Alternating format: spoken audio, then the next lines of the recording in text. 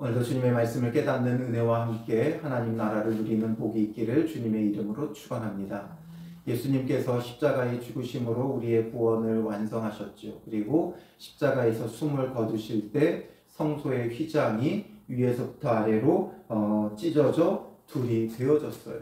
이게 어떤 의미인가를 우리가 다시 한번 깊이 생각해 보며 또 주님이 주시는 은혜 가운데 늘 머무르는 믿음의 사람이 되시기를 주님의 이름으로 축원합니다. 오늘 본문에 보면 45절에 제6시로부터 온 땅에 어둠이 임하여 제9시까지 계속되더니 되어 있죠. 예수님께서 십자가에 못 박힌 시각은 마가복음을 참조해 보면 마가복음 15장 25절에 때가 제3시가 되어 십자가에 못 박으니라 이렇게 되어 있죠. 제3시, 우리 시간으로 따지면 오전 9시에 예수님은 십자가에 못 박히셨어요. 그리고 오늘 본문 45절에 보면 제6시는 정오, 오후 12시를 말하죠. 온 땅에 어둠이 임하여 제9시까지 계속되더니 12시부터 오후 3시까지는 어둠이 임하게 되어져요. 이 어둠이 무엇을 의미하겠습니까?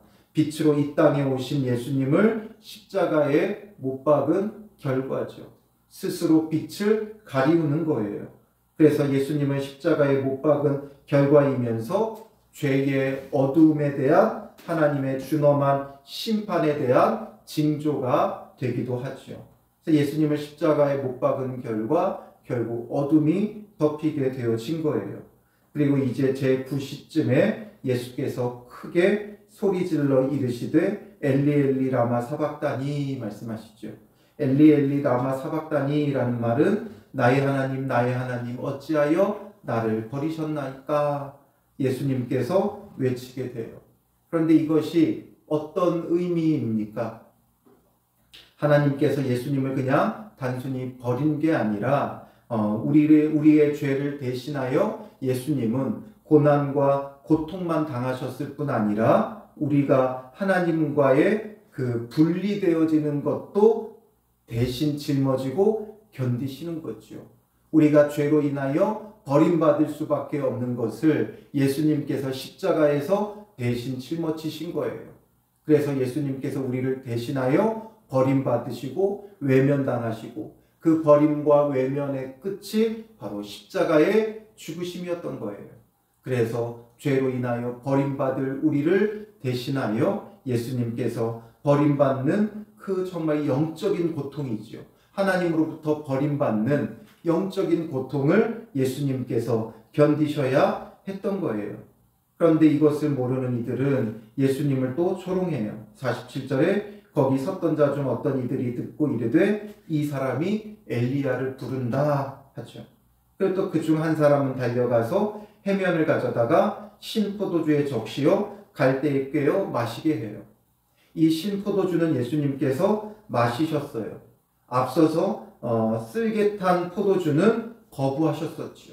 그런데 신포도주는 마시세요. 왜 마시냐 하면 이 신포도주는 각성제 역할을 해요. 그러니까 예수님께서 이제 그 십자가에서 모든 피와 물을 쏟으며 정신이 점점 혼미해져 갈 때 이 신포도주는 신 걸 우리가 먹으면 각성의 효과가 있죠.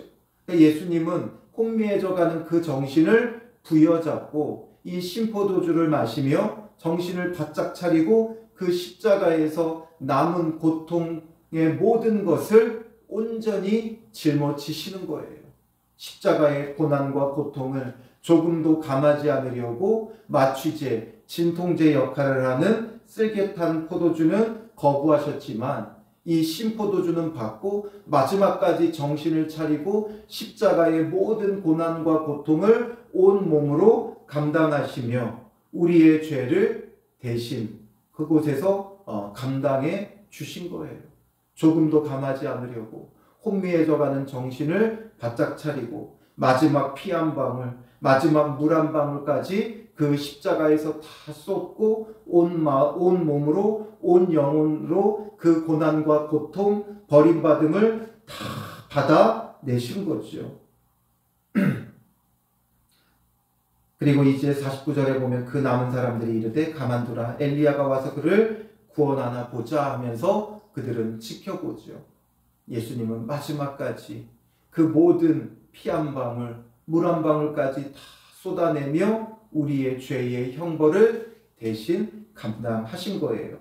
그리고 나서 이제 모든 우리의 죄의 형벌을 다 감당하신 후에 50절에 예수께서 다시 크게 소리 지르시고 영혼이 떠나시니라. 이제 다시 크게 소리 지르고 영혼이 떠나셨다. 마지막 숨을 거두셨죠. 여기서는 그냥 크게 소리 지르시고 되어 있지만 요한복음 19장 30절을 첨조해 보면 예수께서 신포도주를 받으신 후에 이르시되 다 이루었다 하시고 머리를 숙이니 영혼이 떠나가시니라 되어 있죠. 다 이루었다. 예수님께서 무엇을 다 이루셨어요? 우리의 구원을 십자가에서 다 이루신 거예요. 마지막 피 한 방울, 마지막 물 한 방울까지 다 쏟아내며 모든 고난, 고통, 외면, 버림받음을 다 받으셨기에 우리의 구원이 이루어진 거죠. 그렇게 우리의 구원을 다 십자가에서 이루어 놓으시고 영원히 떠나가시게 되어지는 거예요.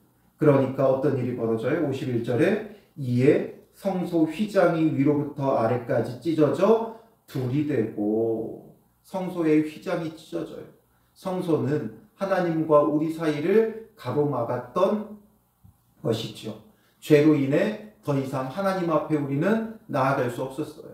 그래서 이 성소의 휘장으로 막아 하나님께 나아갈 수 없는 우리의 모습을 보게 하셨고, 그리고 이제 이 성소의 휘장이 위에서부터 아래로 찢어져 둘이 됨으로 인해 하나님께 나아가는 길이 열린 거예요. 예수님의 십자가의 죽으심으로 말미암아 우리가, 죄인된 우리가 죄로 인하여 하나님 앞에 나아갈 수 없었으나 이제는 그 나아갈 길을 예수님께서 열어놓으신 거예요. 그래서 이 성소의 휘장이 찢어졌고 이제 우리는 길이요 진리요 생명이신 예수 그리스도를 통해 주님 앞에 나아가는 살 길, 생명의 길이 놓이게 되었다라는 거죠. 예수님이 길이 되어 주신 거예요. 그래서 성소의 휘장이 찢어졌고 이제 우리는 예수 그리스도를 통해 하나님 앞에 직접 나아가는 놀라운 구원의 은혜를 누린 거죠. 그렇다면 우리는 이제 이 주님의 십자가 앞에서 신앙의 철이 들어야죠. 철이 들었다는 게 뭐예요? 변화되어야 돼요. 앞선 본문을 보면서도 말씀드렸지만 어떤 아이가 잘못을 해서 학교에서 벌을 받을 때 부모가 쫓아와 무릎 꿇고 사죄하죠. 그 모습을 본 아이는 철이 들어요. 아, 내가 이제 잘못하면 부모의 욕이 되는구나. 나를 대신해서 부모가 저 수치와 모욕을 당하는구나. 철이 들면 이 아이는 그동안 망나니처럼 살아왔어도 철이 들어 변화가 되죠. 오늘 우리도 마찬가지예요. 정말 예수님의 십자가를 대한다면 나를 위해 지금 그곳에서 쓸개탄 포도주는 거부하고 신 포도주는 마시면서 모든 고난, 고통, 외면을 그 십자가에서 대신 짊어지시는 예수님을 만난다면 우리가 신앙에 이제 철이 들어야죠. 다시는 죄 가운데 뒹구는 자가 되지 말고 우리가 이제는 변화된 삶을 살아가야 되는 거예요. 그게 신앙의 철이 드는 거죠. 날마다 반복되게 회개하는 것이 아니라 회개하고 돌이켜 이제는 거룩한 새 삶을 살아가야 되는 거죠. 그렇지 않고 또다시 우리가 죄를 짓는 건 뭐 하는 거예요? 예수님께서 갈라놓으신 이 휘장을 내가 다시금 이어붙이고 있는 거예요. 내가 하나님께 나아가지 않겠다고 그 휘장을 꿰매고 바느질하고 있는 거예요. 얼마나 어리석고 우습습니까? 예수님께서 갈라놓으신 이 휘장을 오늘 우리가 또다시 범죄하고 변화되지 않는 모습으로 인해 꿰매고 다시 이어붙이고 주님께 나아가지 않겠다고 하는 이 어리석은 철들지 않는 우리의 이 신앙의 모습을 회개하고 이제는 정말 주님께서 갈라놓으신 이 생명의 길, 살 길을 통하여 하나님 앞에 나아가 주님 안에 거하고 거룩한 삶을 살아가는 믿음의 사람들이 되어야 하는 것이죠. 성소의 휘장은 위에서 아래로 찢어졌고 땅이 진동하며 바위가 터지고 무덤들이 열리며 자던 성도의 몸이 많이 일어나되. 그래서 예수님께서 십자가에 죽으실 때 무덤이 열리며 자던 성도의 몸이 많이 일어나기도 했어요. 그러니까 죽었던 자 중에 잠시 살아났던 자들이 있는 거지요. 이 모습이 무엇입니까? 53절에 보면 예수의 부활 후에 그들이 무덤에서 나와서 거룩한 성에 들어가 많은 사람에게 보이니라. 이걸 보면 실제적으로 이런 사건이 벌어졌을 수도 있고 또 부활 때를 미리 앞당겨 기록하고 있는 것을 볼 수 있어요. 그래서 부활 후에 이렇게 되어 있잖아요. 그래서 예수님의 그 죽으심이 죽었던 우리를 살리셨다는 표징으로 주시는 일이고 또 재림 때 있을 성도의 부활에 대한 예표로서 벌어지는 그런 일이기도 했던 거죠. 그리고 이제 지진과 그 일어난 일들을 보고 심히 두려워하여 이르되 이는 진실로 하나님의 아들이었도다. 이 십자가의 처형을 진행했던 백부장과 함께 예수를 지키던 자들이 이 일어나는 일들을 보면서 진실로 하나님의 아들이었다 고백을 해요. 그러니 지금 유대인들에게 마태는 이 마태복음을 기록하고 있는데 예수님을 십자가에 못 박은 너희가 그냥 예수를 못 박은 것이 아니라 하나님의 아들을 못 박았다라는 것을 다시 한번 증명해 보여주는 거죠. 백부장과 예수를 지키던 자들의 그 고백이 이 처형을 하면서 스스로 진정 이가 하나님의 아들이시구나라는 것을 깨달을 수밖에 없는 징조와 표징이 오늘 본문에 다 드러나고 있는 거예요. 그를 십자가에 못 박으니까 어둠이 임하고 그리고 그가 이제 숨지시니까 무덤이 열리고 자던 성도의 몸이 많이 일어나고 여러 가지 징조들이 벌어지면서 진실로 하나님의 아들이었다. 그들이 고백을 하는 거죠.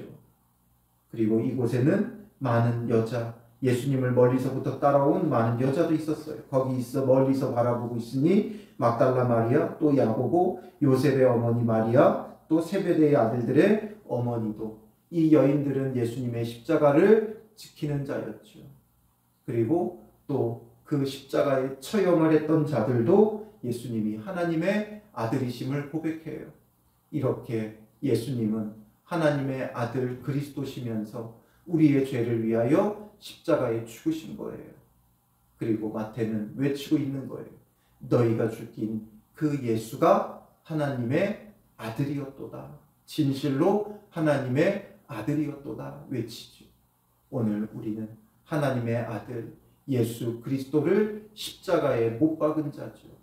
그러니 우리가 그 십자가 앞에 진정한 회개와 돌이킴이 없으면 예수님의 십자가가 헛되게 되는 거예요. 예수님은 마지막 피 한 방울까지 온전히 다 쏟아내며 우리의 구원을 완성하셨는데 우리가 회개치 않고 변화되지 않는다면 주님의 십자가는 헛된 것이지요. 이제는 그 주님의 십자가가 어떤 의미인지가 많이 퇴색되어져 가고 마치 그냥 교회를 상징하는 것처럼 마치 장식하는 도구인 것처럼 십자가가 여기저기 걸리고 있는 이때에 정말 예수님의 십자가의 참된 의미를 붙잡지 않는다면 우리는 예수님의 십자가를 헛되게 하는 것이고 찢어진 휘장을 다시 바느질에 꿰매는 자들밖에 되지 않는 것이죠. 주님의 십자가가 헛되지 않도록 주님의 십자가 앞에 오늘도 회개하고 변화된 삶을 살아가는 믿음의 사람들 되시기를 주님의 이름으로 축원합니다. 기도하겠습니다.